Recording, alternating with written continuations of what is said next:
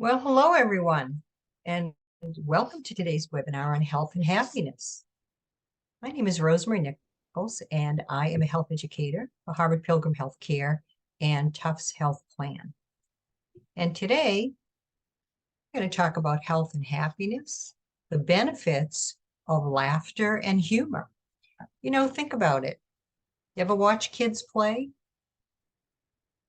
They look like they're having a lot of fun. There's a lot of laughter. In fact, they laugh hundreds of times a day. You know that if you have kids or nieces and nephews. As adults, our lives tend to be more serious and we laugh less frequently, some of us hardly at all. Today, we're going to discuss, as I said, health and happiness and the idea that we should seek out opportunities for humor and laughter because this can improve not only our physical, but our emotional well-being, help us strengthen relationships, and find ultimately greater happiness. Scientists suggest that laughing and humor may even add years to our lives. Think about that. But before we begin, I want you to think about how much humor and laughter do you have in your life? How many times a day do you have a good laugh? Do you ever have a belly laugh? And do you think it's enough, or would you like to laugh more? How often do you make others laugh? And I don't necessarily mean laugh at you, but laugh with you or something funny that you've said. Who makes you laugh? Is it your spouse, your best friend, parent, colleague at work? Do you ever use dark humor to cope with stresses at work or at home? That's making light of subject matter that's either considered taboo or that we consider too serious or painful to discuss. My other hat is I teach at a university, and I've shown my students a video frequently over the years that deals with stress and dealing with stress. And this video is about a number of women, involves a number of women who have full responsibility for children with serious disabilities. And it looks at how this chronic stress tends to age them, but coming together, supporting each other, and even as the women in this video talk about, using dark humor to cope with the stresses that they encounter, actually enhances overall health. And people who study what we call telomeres, which are important for aging, can actually, in the lab, see differences in their telomeres based on the social interaction and the laughter and the dark humor. So do you ever use dark humor to cope with your stresses? And very importantly, are you careful to laugh with others rather than at them? Do you ever laugh at your own mistakes? We're going to talk about that because that's important. So what is the science? We're going to talk about the science. What does the science tell us about emotions and health? Well, human emotions, anxiety, depression, fear, and joy, among others, really impact both our psychological and our physiological processes. Think about being fearful, afraid of something, or being angry, or, having a high level of stress. You may very well be aware of changes in heart rate, blood pressure. You maybe start sweating, right? You may have a cotton mouth. You're anxious. You're stressed. Maybe you have trouble sleeping at night. We talk a lot about that when we talk about health overall, and even bowel movements. Chronic stress persistently elevates levels of stress hormones, in particular things like epinephrine and cortisol, a major stress hormone. And studies show that cortisol, in particular, can increase the risk of a number of chronic diseases, such as hypertension, type 2 diabetes, just to give an example of two. And since being stressed and having chronically high levels of cortisol can actually affect our immune system, we're also talking not only about chronic diseases like heart disease or hypertension, but even infectious disease such as colds and flus.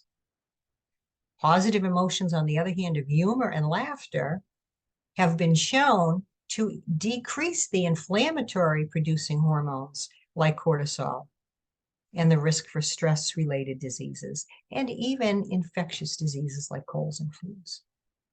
In addition, humor strengthens resilience. One way science tells us that we can help control or manage our stress is to work on being more resilient. That's the ability to bounce back. And then there are a number of things that we can do to gain that resilience. And one thing is taking life a little easier, laughing at ourselves. The placebo effect, you've heard about sugar pills, and laughing both establish a positive impact.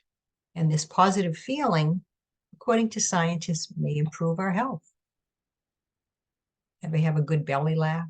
Laughing, depending on the levels, the intensity, the duration, can affect a number of hormones: serotonin, dopamine, oxytocin, the endorphins, those feel better hormones, and nitric oxide, which can really help to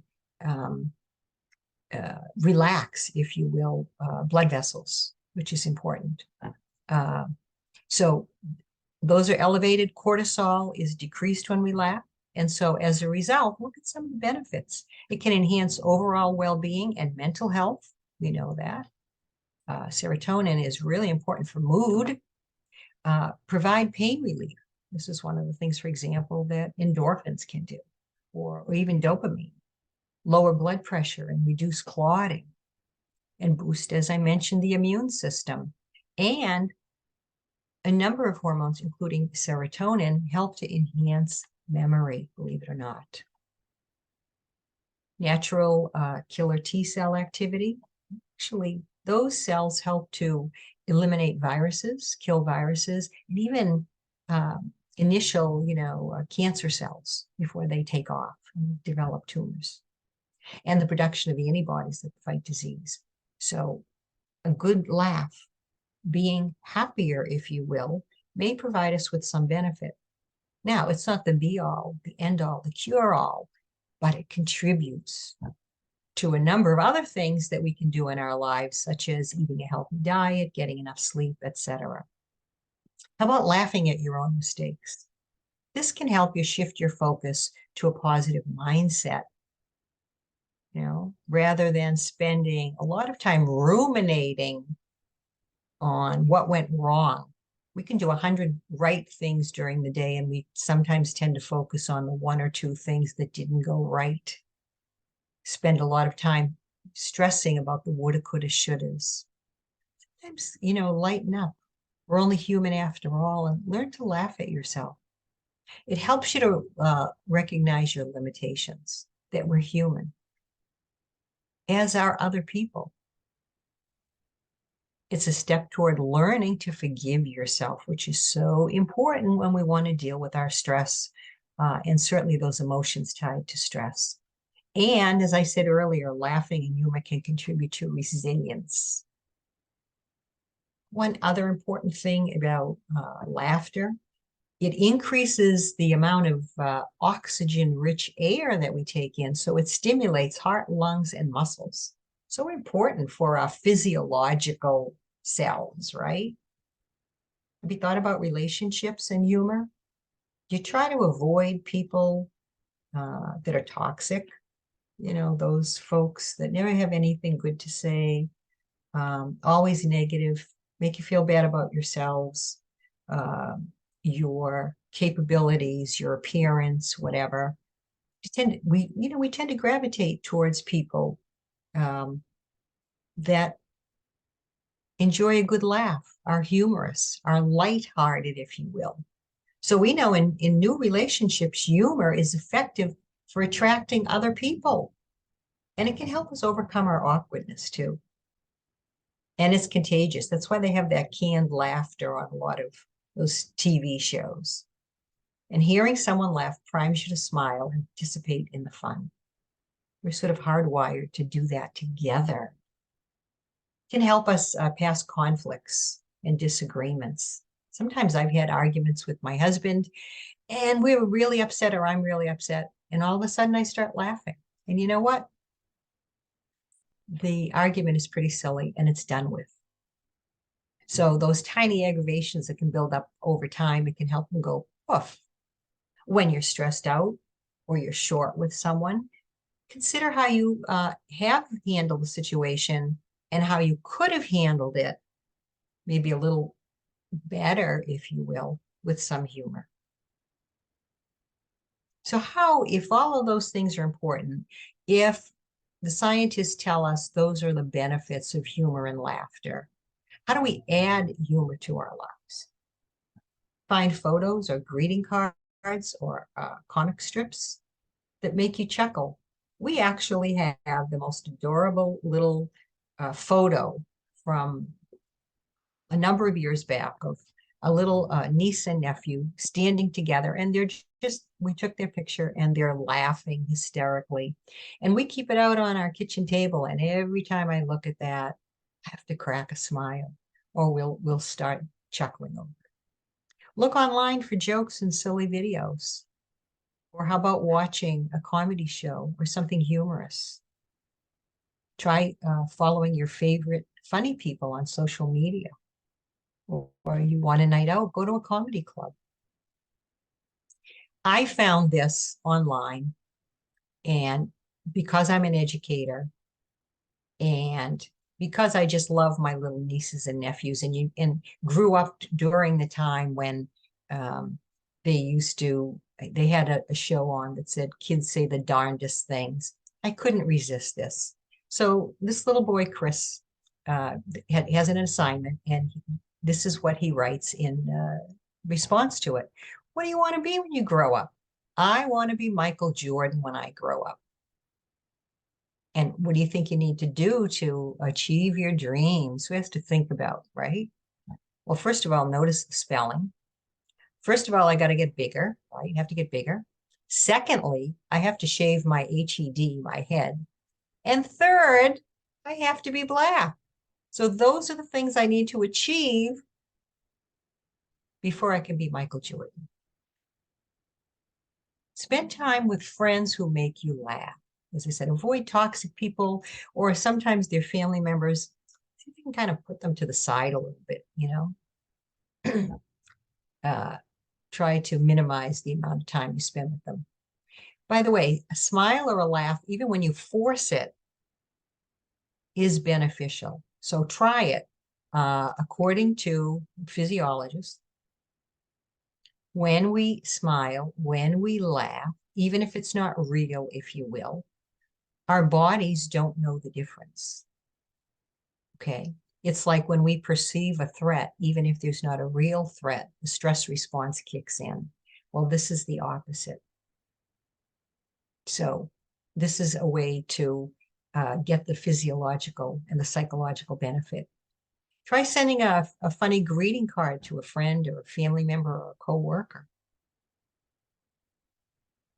Spend time with kids. I do that frequently with nieces and nephews. And do something silly, right? I love this picture that I've put up here on this slide. They look like they're having a great time. And try to find your inner child by going to the zoo or the carnival, amusement park. Maybe if you've got kids, take them with you. I love this because it makes me think of, when we were in the midst of the worst part of COVID and we were all isolated and, we could be depressed and stressed.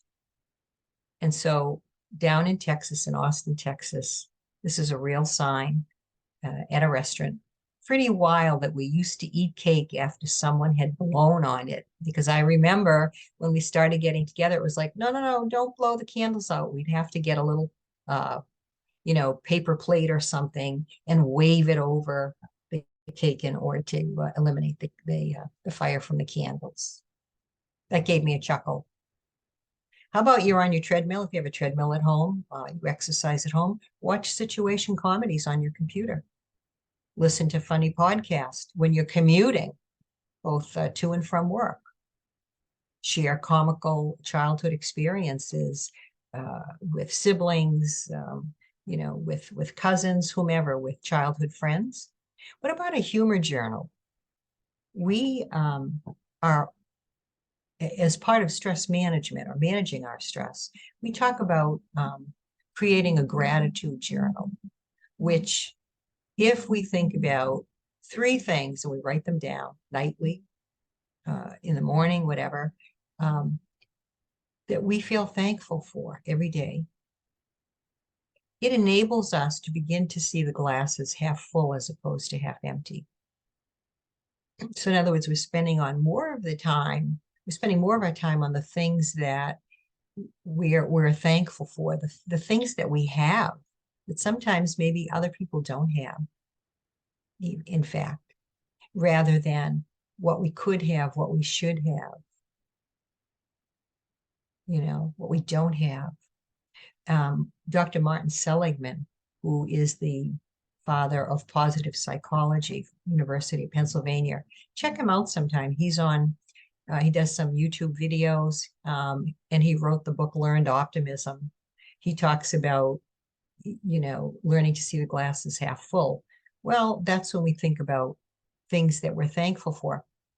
A humor journal, start making notes of maybe how many times during the day a little humorous events occurred, or you had a smile or a laugh about something. This starts to make it more real, and you start focusing on it. And gee, I really do have a lot of this in my life, or I need to try to put more in, And have you ever heard of laughter yoga? It was actually created by a physician in India. And so, not only is there the yoga piece that we get from India, but also this physician noted that those of his patients who seemed to be happier, be more mirthful, had a few more chuckles in their lives, actually did better overall than those people who were naysayers, who were always sort of down, and sometimes I call them toxic. Sometimes it can really pull you down. It can get you very depressed. If you go online and check, who offers laughter yoga near me, you'll see a number of yoga studios that offer this type of yoga. It's interesting. And you can catch some, type it in and catch some YouTube videos. Sometimes they're 10, 15 minutes long, and they teach you about laughter yoga. But all of this being said, should some humor be avoided? And I would say yes. Because remember, it can be negative as well as positive. Sarcastic, hurtful remarks that are made to people, and then criticizing the other person for not being able to take a joke. Ever been on the receiving end of that kind of humor? Did you know that it created more problems than it actually damaged the relationship? So that's the kind of humor that we want to avoid. Always take a moment to consider your motives. Are you trying to be one up on the other person, for example? Trying to make yourself feel better? Because that's not when we want to throw that kind of humor out there. But consider your motives, as well as the other person's state of mind and their sense of humor, right? And their sense of humor. Some things they may not find funny. So how do we begin? If you've heard of SMART goals, if you haven't ever created SMART goals, you can go online, type in How do I set up SMART goals? And they are set up for any aspect of life. SMART goals for overall health, SMART goals for saving money, for losing weight, whatever, for developing an exercise program. And as you can see down on the right, SMART goals, this stands for the acronym is for the very specific, measurable, achievable, realistic, and time-bound. And that's important because when we establish a goal, if we don't have these things sort of built into the goal, we are very less likely to achieve that goal. If I said to you, oh, I'm going to save $1,000 by the end of the year. Say maybe one of your kids, if they said that. You might say to them, great, how are you going to do that? Well, I don't know. In other words, they don't have a plan. So, are they going to not stop at are they going to save that allowance that you give them perhaps, or that money that you give them weekly for mowing the lawn or whatever? Are they going to not go to the corner store that's over near the school where they usually stop in every day and buy candy, or stop at the pizza parlor and buy a piece of pizza? So how are you going to do it? So I give you an example here. Create, let's say, beginning next Monday, pick a day, pick a week, whatever. I will spend maybe 10 minutes a day for the next month watching funny animal or kid videos, maybe reading jokes from Laugh My App Off. You can find that on your phone. So again, specific, measurable, achievable, realistic, and time-bound. And at the end of that time,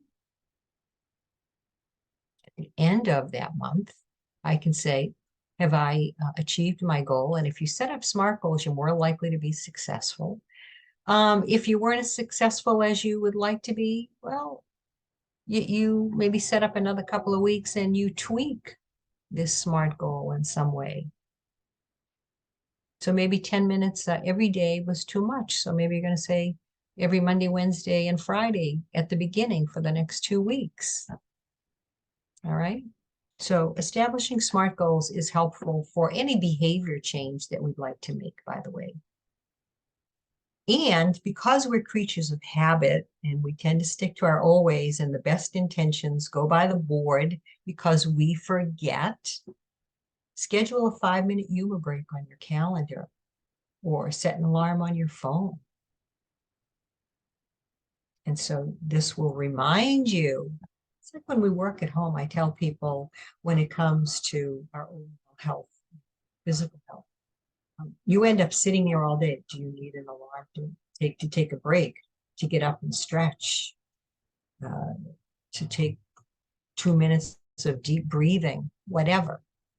And so maybe you have to set that alarm, because otherwise the time goes by and before you know it, it's the end of the day.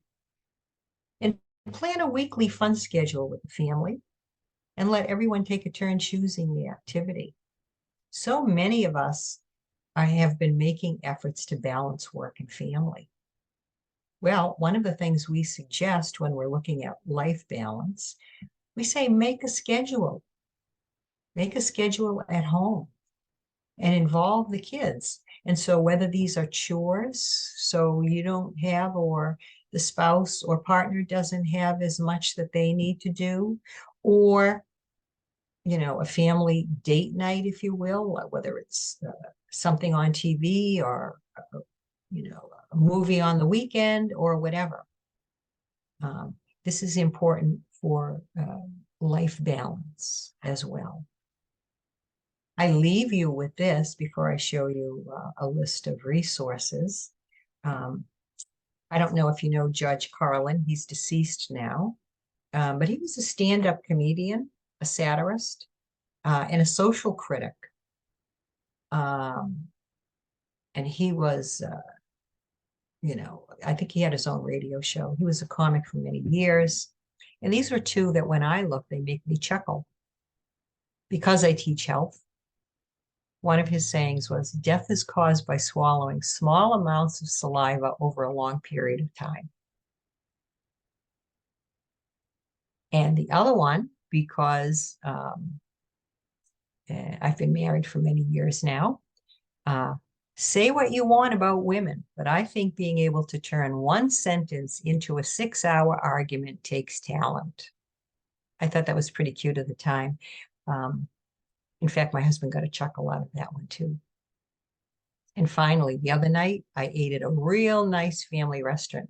Every table had an argument going. That's a brainy quote from George Carlin. These are just a few resources that you can take advantage of.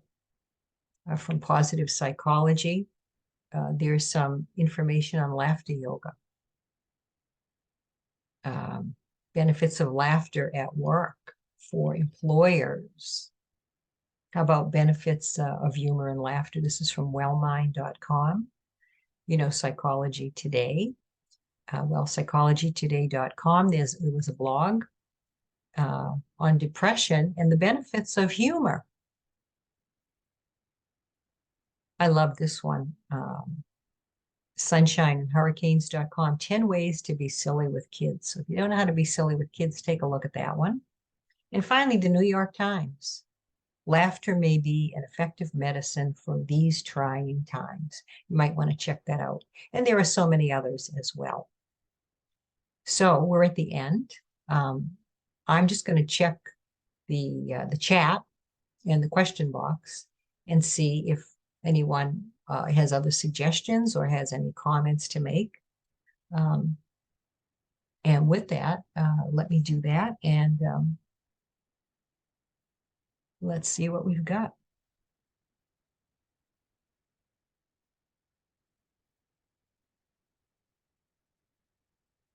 So we'll check the chat and see what we've got there. And the question and answer, feel free to put anything in that you want.